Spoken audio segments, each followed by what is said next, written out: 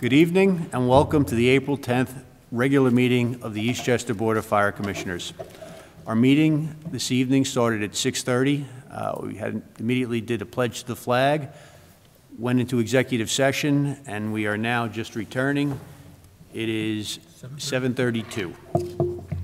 We're going to begin this evening's meeting with our treasurer's report from our treasurer, Jamie Hedstrom.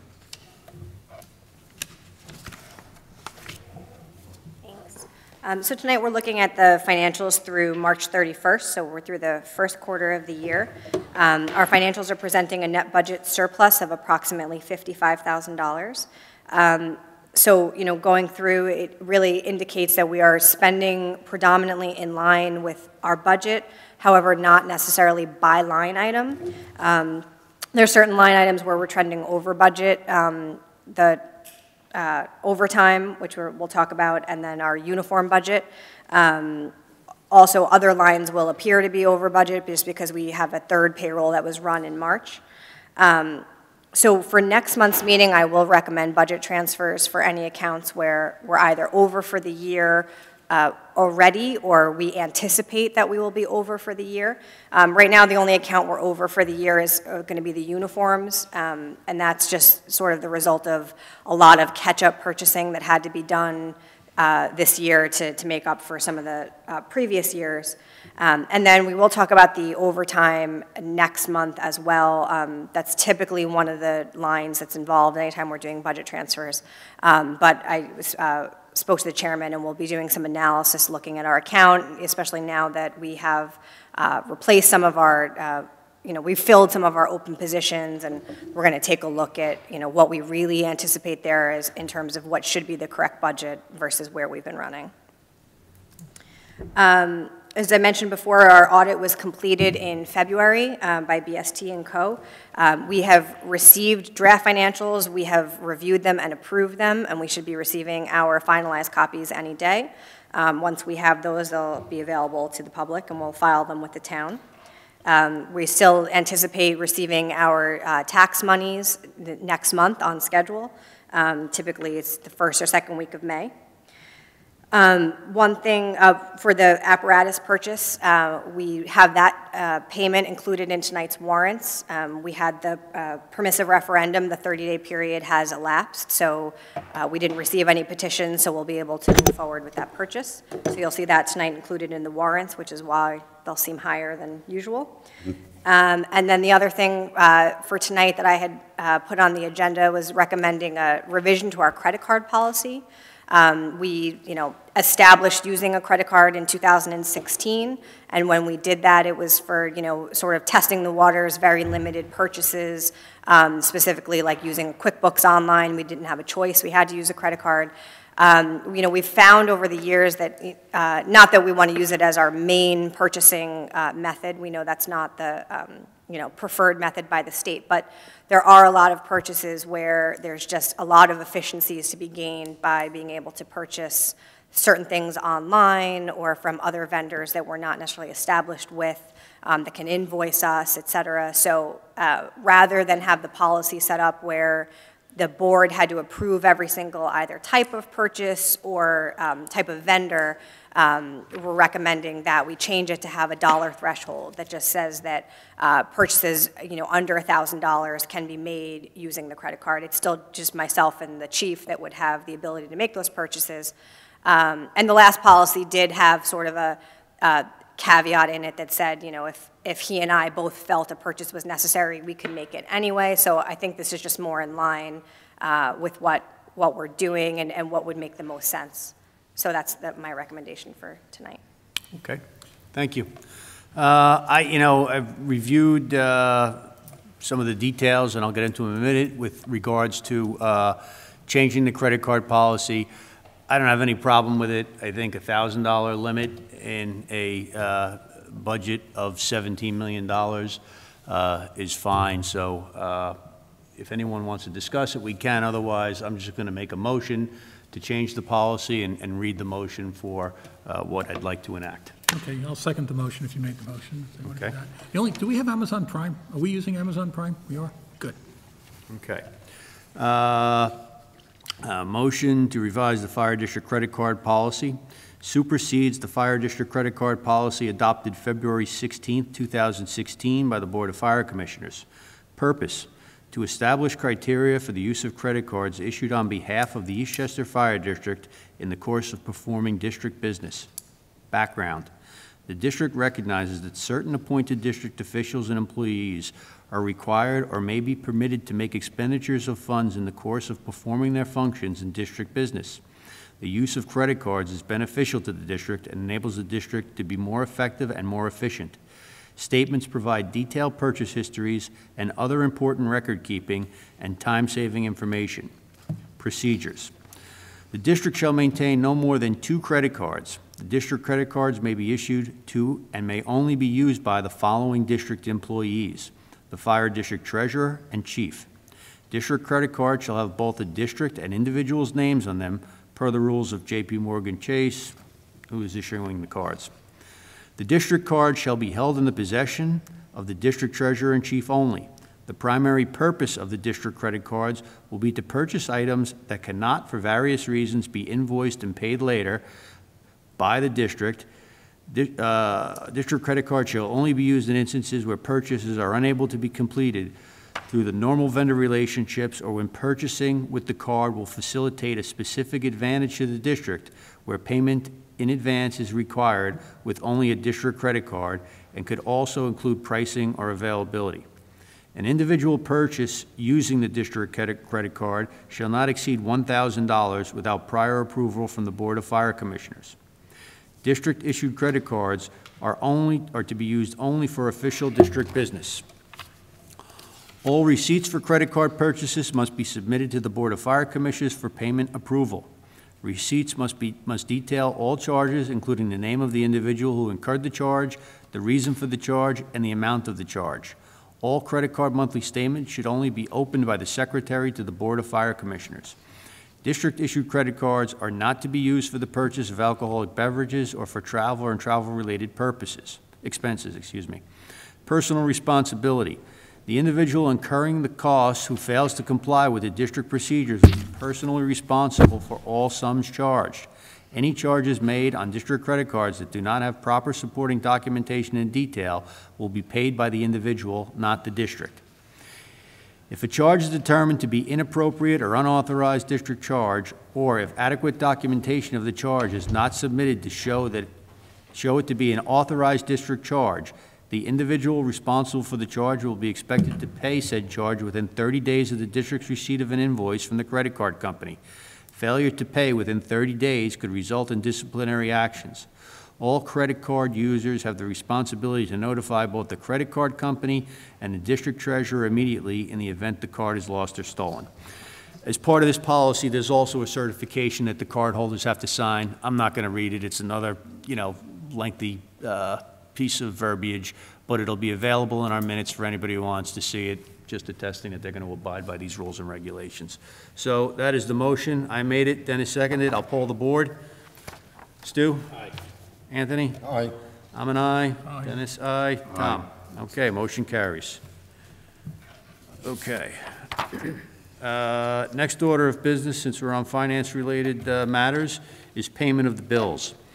The board has reviewed the bills and warrants and makes a motion to pay them. There are 3 sets of warrants. I'm going to make this motion. Warrant 1, contractuals, dated 3/27/18 for $206,220.81.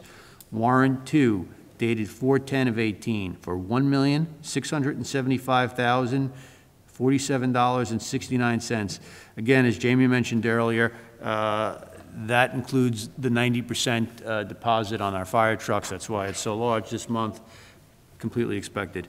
Warrant 3, credit card bill due 4/18/18 for $1,065.16. Would anyone like to second that motion? Okay, and I will poll the board. Stu? Aye. Anthony? Aye. I'm an aye. Tom? Aye. Dennis? Sorry. All right, motion carries. All right, next up, Chief Tween, can you please give your report? Thank you, Commissioner. And just to mention one reason that we are doing the prepayment, the 90% prepayment, we're realizing a savings of $94,163 So it is quite a significant savings by doing the prepayment method. So Bonded prepayment. there is a performance bond in place, which we received from the company. It's notarized and properly filled out. I believe Jamie has it. We started a file on the fire truck, so we did receive the performance bond. Okay, Chief's monthly report for March 2018. Alarm activity, 328 alarms total, 7 fire-related, 151 rescue-related, and mutual aid given to the village of Scarsdale 1 time. Unfortunately, on March 24th, retired firefighter Robert Federico, badge number 102, passed away. Firefighter Federico served the district from April 1st, 1980 until his retirement on August 12th, 2008, having served over 28 years. Bobby had a great sense of humor, and if you worked a tour with him, you were probably always laughing. I would like to extend to his family our condolences, and perhaps we could close the meeting with a moment of silence in his memory. Also in March, on March 31st, firefighter Robert Esposito, badge number 130, retired from the district, having served over 27 years. Espo is one of the nicest guys around and would help anybody that needed it. Congratulations to him on his retirement. On March 19th, 3 probationary firefighters started the Career Firefighter Academy. They are probationary firefighter John Martin, probationary firefighter Michael O'Leary, and probationary firefighter Anthony Rossini. They're scheduled to go for 17 weeks and will graduate on Friday, July 13th, at which time they will work 1 or 2 weeks on straight days being acclimated to the Eastchester district and our equipment.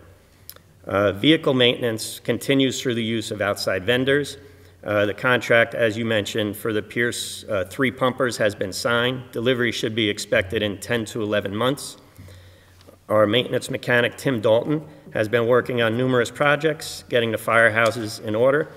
I, through email, had advised the board of an emergency situation with the Tuckahoe Firehouse roof.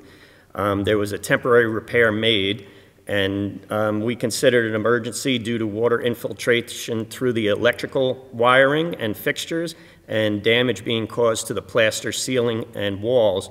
So I signed a contract with a roofing company for $6,700, I believe, to do an emergency repair that they're going to start on next week.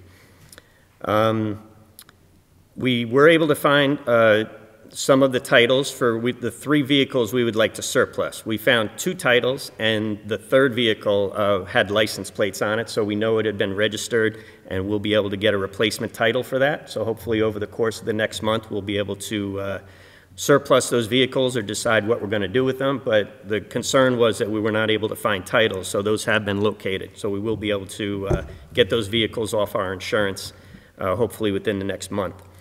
The Station 4 boiler has been leaking, and the service company has said that it needs to be replaced. It will probably last us the next few weeks for this heating season, but we need to plan for replacement by the heating season in 2018. So September, October, if the renovations being done at Station 4 are not completed at that time, we're going to need to plan to have heat in that building. The boiler's not going to make it another winter.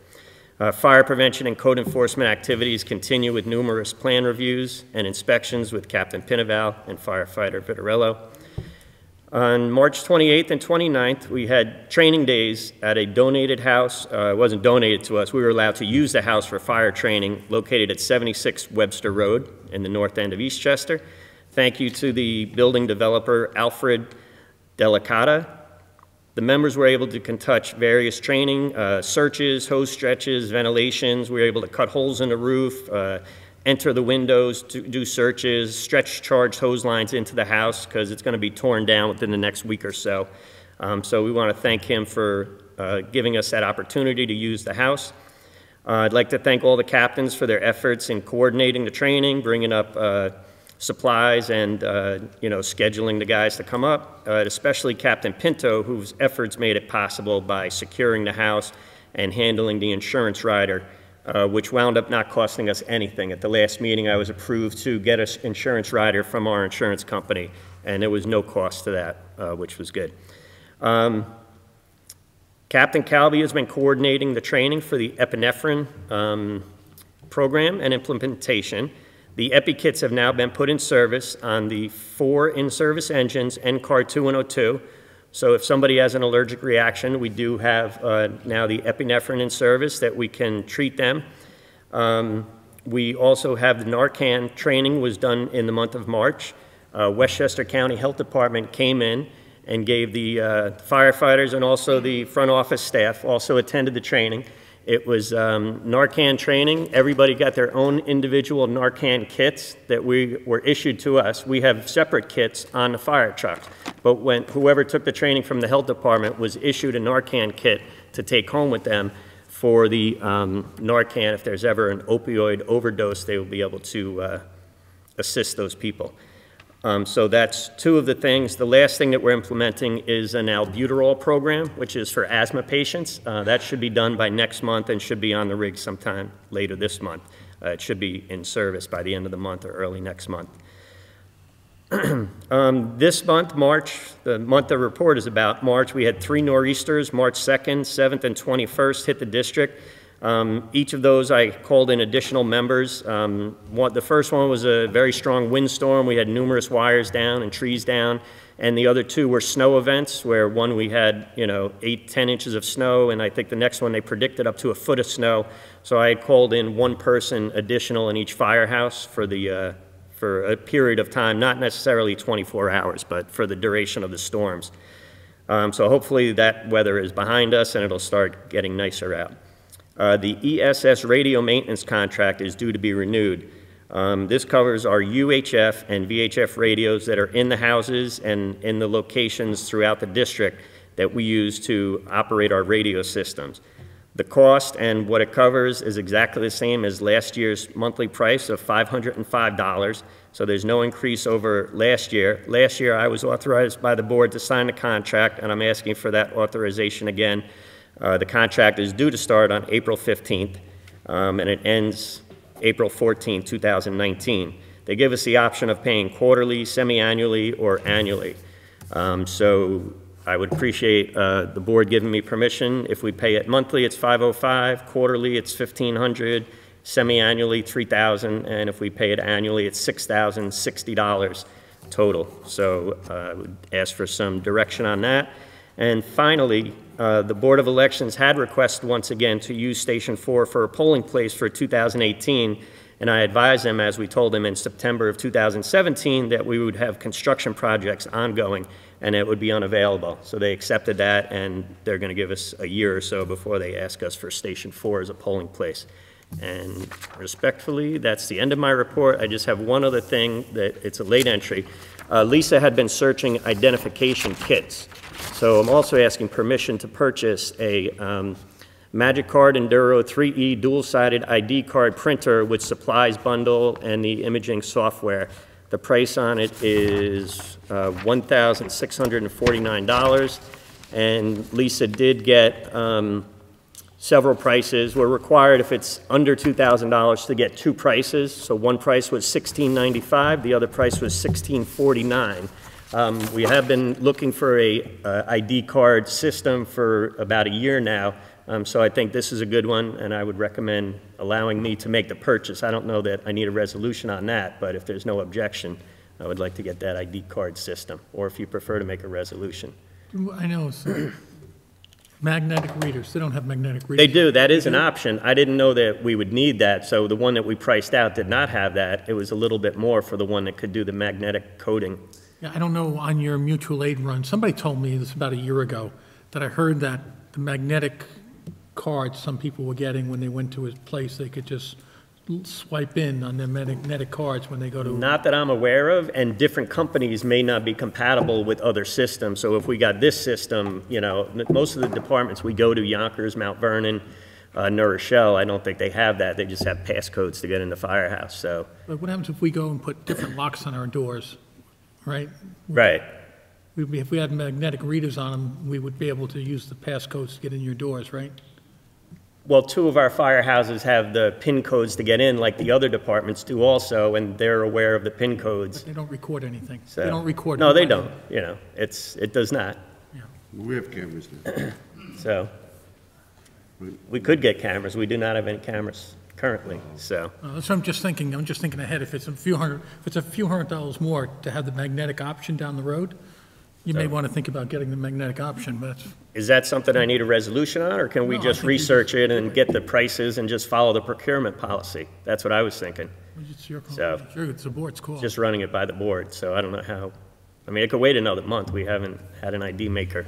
How many, once we make IDs for everybody, how often do we have to remake them? So we usually give like it a 2 or 3 year expiration date, so that way if somebody leaves or, so usually we would probably do 75 ID cards like every 3 years. So the ones that we have now are probably issued 2 or 3 years ago. Yeah, the only question would be, to be honest, I'm not sure, I wasn't prepared that you were going to present this. We could but wait another month. It's what- not what- urgent. Yeah, what does it cost to get 75 each? Like, if you're really only making 75 every 3 years, Yeah, do we want to spend money on a machine yeah. to do 150 over 6 years? It just doesn't seem like a big number to invest in the machine if it costs to have an outside vendor produce it, a couple of bucks a card. It might, Sure. it might make more sense to do that. Last time we borrowed the county's machine. That's how the cards that we have now came from the county's. They don't hold up great. Let's shelve it until next month, and so we can Okay. do a quick, I just had a question. Sure. The chief, you mentioned that we had told the Board of Elections that the Station 4 wasn't going to be available. Yes. And they were calling, I assume, because we have a lot of primaries going on this year. We have like May, September. We also have the gubernatorial election in November. And did we agree that Station 4 was not going to be available in this fall? Because we did the November election this past year. I think what we told people was that we didn't know what the schedule, because we didn't. We Right. still don't really know definitively what the dates are going to be. So we've asked people not to make plans to use it because we didn't want to have to tell them. And that's what happened in Yeah, September. and I think we stick to that plan. We don't know. In September, we tried to tell them we were unavailable, and they said it was a hardship on them, and so we were able to do it. But, if they start the construction in the next few weeks or the next month, and, I think there's elections in May. Right, I'm more focused about November, because it's going to be a larger election. There's going to be a lot, I would assume, more people coming out to vote for governor than for the state senate. I just think the county is trying to plan ahead, like they're trying to secure a place for a year. So if we say we're not available, they would rather hear that than to say, okay, we might be able to do it in September, and then in July say we can't do it, and now they're scrambling to find a location. I think, listen, I'm not really sure what's going to happen with the interior work, but one thing that I think is absolutely clear is that we're going to have to, at a minimum, replace the boiler during the heating season, before the heating season. That could be going on in November. I guess I'm just thinking about the people in Chester Heights, because, I know they'll probably end up going to Cottle to vote for all these elections prior to November. But I know that generally, last year, we had the roof, we still had them in November, we had the barriers up and the ribbon, we kept them safe, so I just wanted to just ask, because I wasn't sure if we had made the decision, but that's fine, okay. With regards to the maintenance contract, Dennis mentioned something that what does that cover? Like, if we have a problem with the radio and we call them up and we say, this is broken. So it covers all the building-based radios. So it doesn't include the radios in the vehicles. It includes all the building-based radios. So every firehouse has 2 radios, one UHF and one VHF. The UHF radio is our dispatch channel, so that's how the rigs get dispatched. It then goes through an amplifier out to speakers throughout the firehouse. So if those radios go down, there's a problem, they will come and service those. The UHF... Do they charge us anything for doing it, or is that included in the $550? So this is a maintenance thing, but it also gives us the benefit of 24/7 emergency response, which we would not get if we did not have a maintenance contract. So it's, if there was something wrong with the radio, they would try to run it through warranty. If it was not warranty work, there would be charges. So it's not, it's normal maintenance, PM, preventative maintenance, which I don't really know what it is on the radios, but I guess they just come in and make sure everything's working properly. And, we have had a lot of times when they come in because we have a lot of issues with the Verizon tie lines. So they're in there, at least once a month, if not every, more often than that. So, and that's another thing I'm going to bring up at probably next month's meeting, that we got a letter from Verizon advising us that the tie lines, are going to be discontinued after February 2019. I had a meeting with ESS today to discuss our options, and they're going to run through some software possibilities, ways to get around the Verizon tie line, since Verizon is no longer going to service them after 10 more months. So that's another issue. So I would like to stick with ESS only because they're working on this problem, and the solution that they've proposed tentatively, it would be beneficial to use them as our vendor. So. Okay? But as I said, I will bring more information on that in the next few meetings. But we don't really have that much time. This has to be done. Well, no, this I would recommend that we approve tonight, but again, Yeah. I would ask for your permission to sign the contract. I don't All want right, to enter into a so contract. it's just a motion to renew the... Give me the authorization yes, to renew yeah, the maintenance radio contract. maintenance contract on at the a cost radios. of $550 monthly. Yeah. Sure. Stu, Make that motion. okay? Second it. All right, you guys are both aye. Aye. Aye. Aye. Aye. Aye. Motion carries, okay, chief, you're good to go. Okay, thank you. Okay, next up is approval of the monthly minutes. Secretary Gutierrez prepared the minutes for the board meeting held on March 13, 2018. That was attended by Commissioner Rabin, Commissioner Laurie, myself, and Commissioner Roach. Motion to accept those Make minutes? that motion. Okay. Second.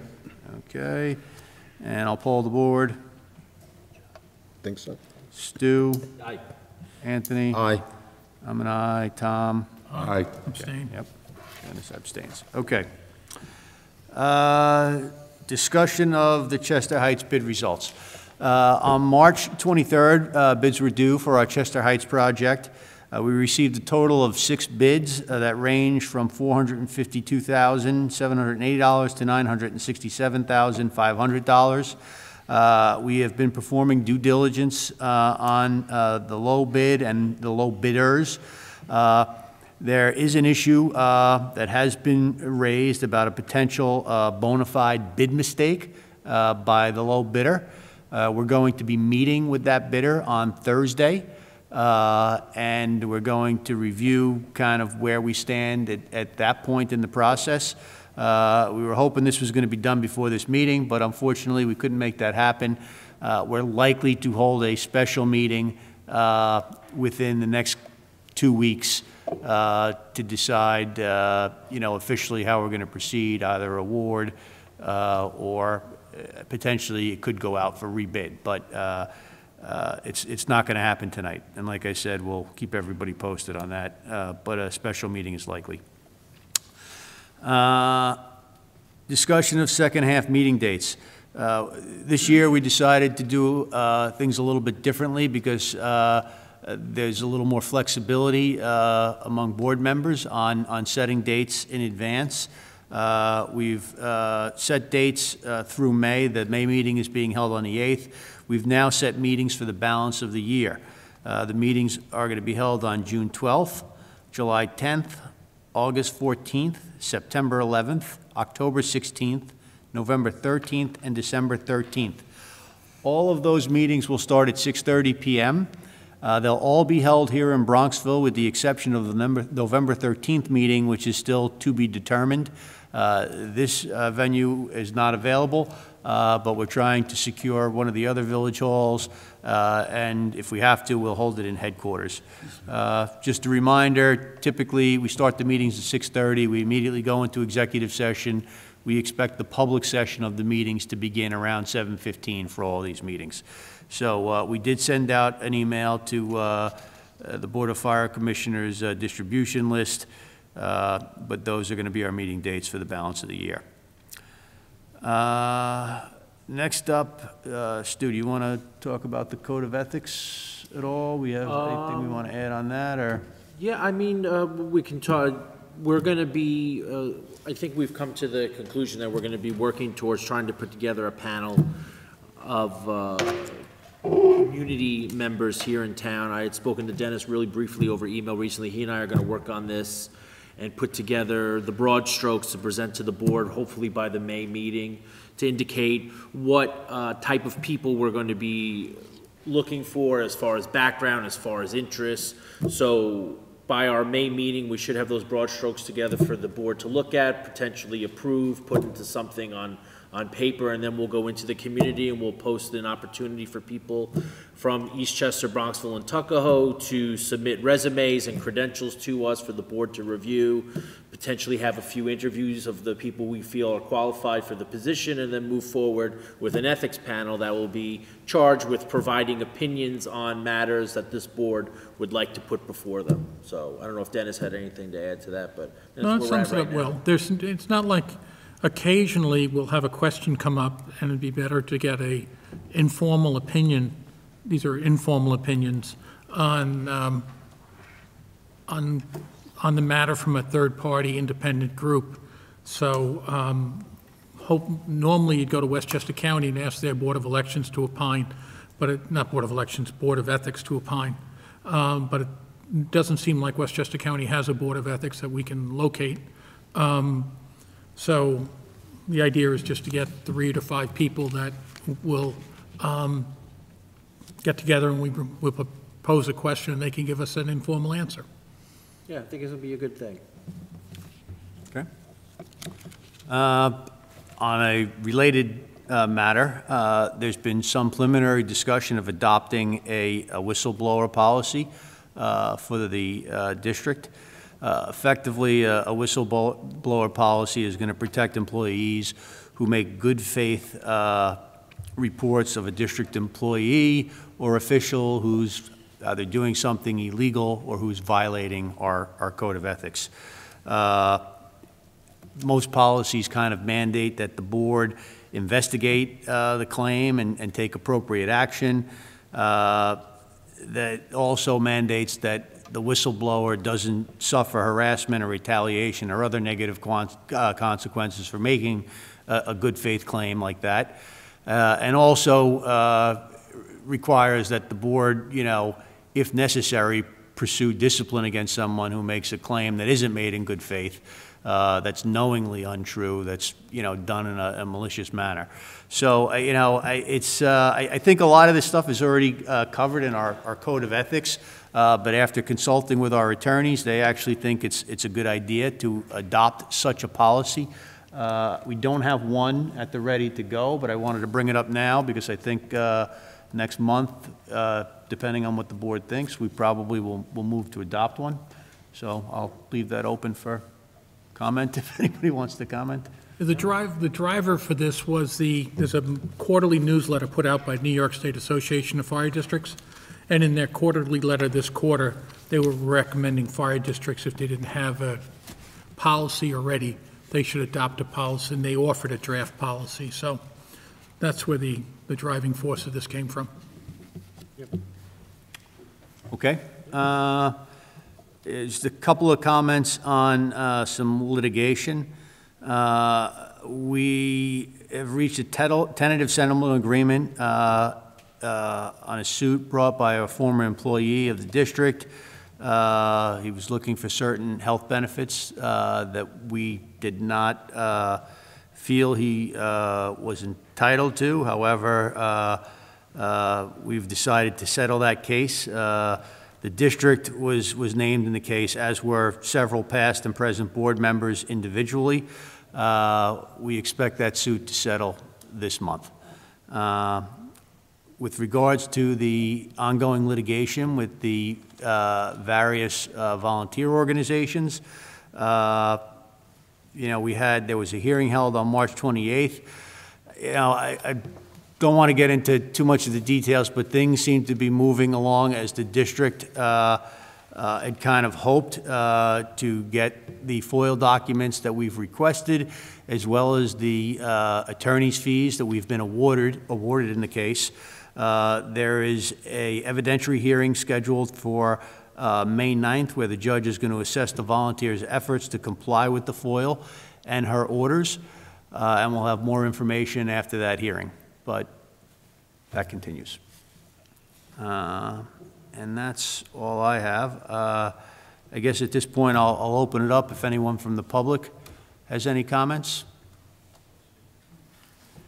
916, no, oh, no. Good evening, my name is James Roney. I just would like to say a few things. Basically, whoever went to Vinnie Spadaro's memorial service, I know Commissioner Laurie, Commissioner Roach, Chief Tween, they were all present. That was greatly appreciated. We had a great turnout. As far as the litigation stuff goes, I was just wondering, what's the cost factor? How much have you guys spent on what all the legal matters that you've outlaid this year? On everything, or just the? On each case? Case by case? I don't have the precise numbers in front of me. We can get them. It's, you know, I believe our legal expenditures last year were 120. You know what? I don't want to speculate because I don't want to give you a number that's wrong. But you know, we can get the information. I will say this: we've been kind of making, you know, an effort to put as many of these matters, you know, behind us in ways that are fairest to the district, and we don't want to be involved in any of this litigation, and I will tell you that. Nobody likes to be part of it. We don't want to spend, it consumes a lot of, you know, board resources, but sometimes it's inevitable, and I will tell you that we are trying to be as careful as we can with the resources that we allocate towards legal representation on all these matters. I will comment, though, on particularly the volunteer lawsuits. The volunteer lawsuits, we will get back. The judge has awarded us legal fees on all the money we spend on the volunteer lawsuits. And in the hearing on March 28th, again, she awarded legal fees, additional legal fees for the volunteers' delay in bringing their documents forward. So we've been, you know, we're not out of pocket based on the judge's rulings for the volunteer actions. And what the volunteer actions have told us, if you read the New York State filings from the volunteers, the benevolent I'm talking about when I say the volunteer benevolent tells New York State, as of 12/31, they have $2,351,000. If you add up their brokerage statements, they have $6 million, just over $6 million, not $2,351,000, but over $6 million, according to their brokerage statements. And they've given to each of our volunteer fire companies, including the Bronxville Hose Company, which I don't know, but I'll back off in a second. Yeah, I think let him ask his questions, and then certainly when it comes to board comment, if you want to get into that, but. Just let me finish. I'll just I finish just this want to one know how comment. many other legal challenges there are. That's all. They've given out $400,000 roughly to these volunteer fire companies in the last 6 years. Okay, but I'm sorry if that did not answer your question. I'm sorry, what was your next question? No, I just want to know how many challenges the district is involved in, you know, lawsuits. We don't have a lot of ongoing litigation still out there. There's three primary cases that we're. Cases? Okay, great. Thank you. Could I say something? I'll tell you what, let's, will we allow public? 916 doesn't have any comments? Yeah, board comments. Okay. I just want to echo the same thing as Mr. Rooney said.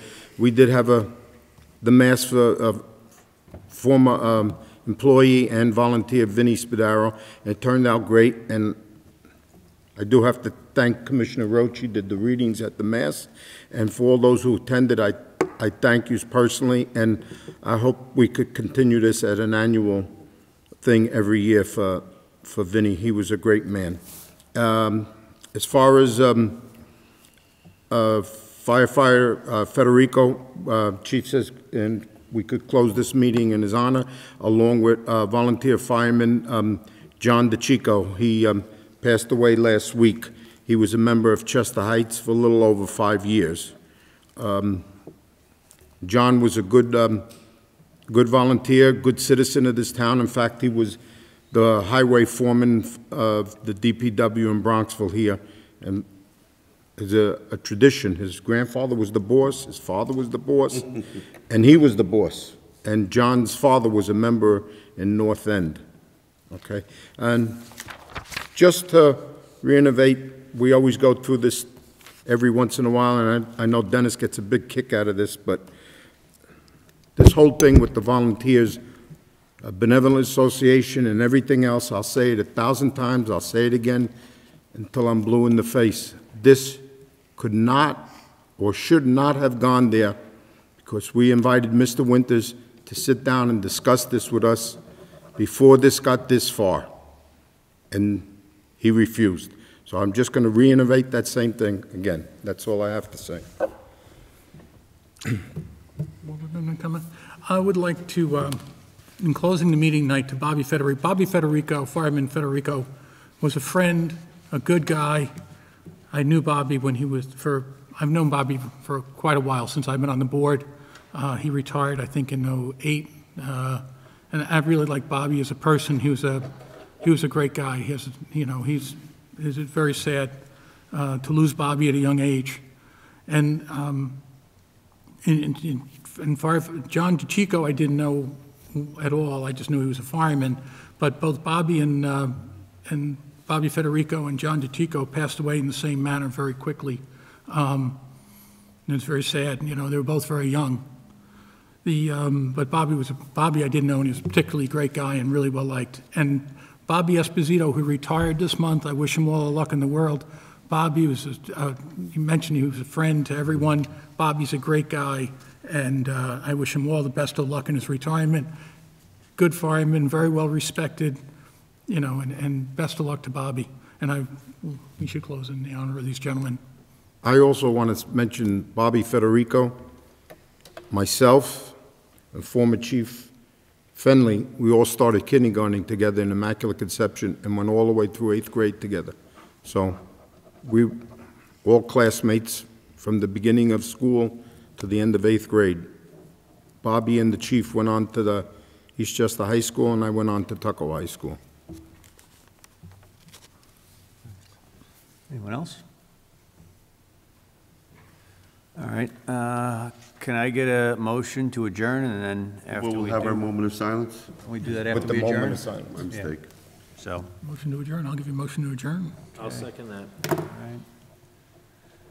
And everyone in favor? So if we could stand for a moment of silence for John DeChico and Robert Federico.